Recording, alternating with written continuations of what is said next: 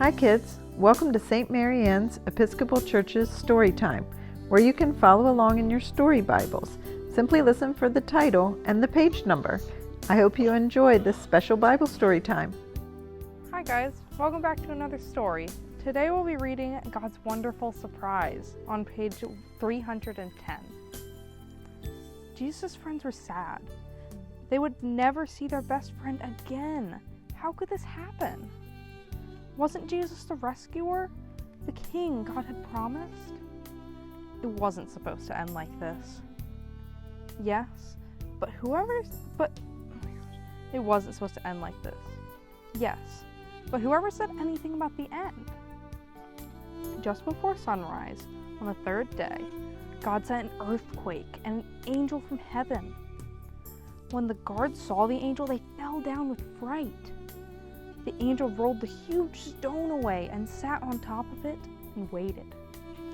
At the first glimmer of dawn, Mary Magdalene and the other women headed to the tomb to wash Jesus' body.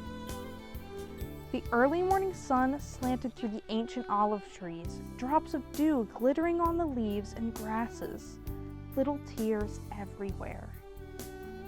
The friends walked quietly along the hilly path, through the olive groves.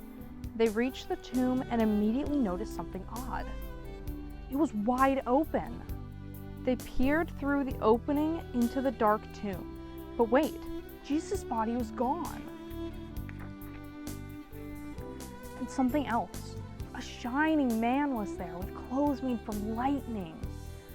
"Don't be scared," the angel said, but they couldn't help it.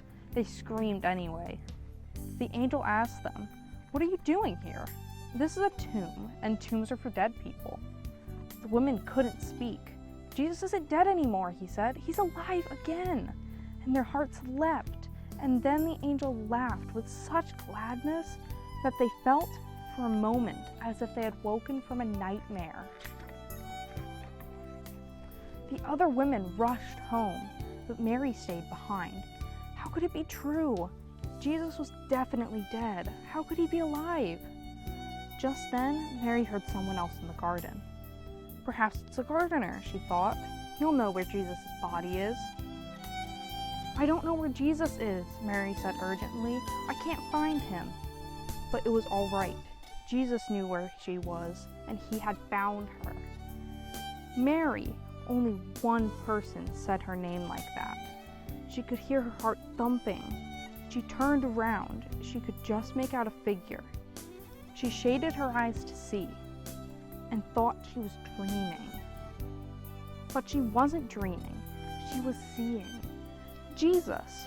Mary fell to the ground. Sudden tears filled her eyes, and great sobs shook her whole body. And all she wanted in that moment was to cling to Jesus and never let him go. "You'll always be able to hold on to me later, Mary," Jesus said gently, "and always be close to me. But now, go and tell the others I'm alive." Mary ran and ran all the way to the city.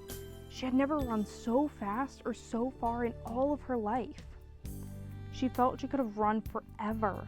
She didn't even feel her feet touch the ground.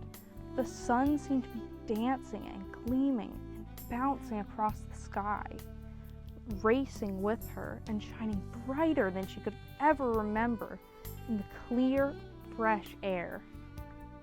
And it seemed to her that morning, as she ran, almost as if the whole world had been made anew. Almost as if the whole world was singing for joy. The trees, tiny sounds in the grass, the birds, her heart. Was God really making everything sad come untrue? Was he making even the death come untrue? She couldn't wait to tell Jesus' friends. "They won't believe it," she laughed. She was right, of course. Thanks for coming to today's story. See you next time.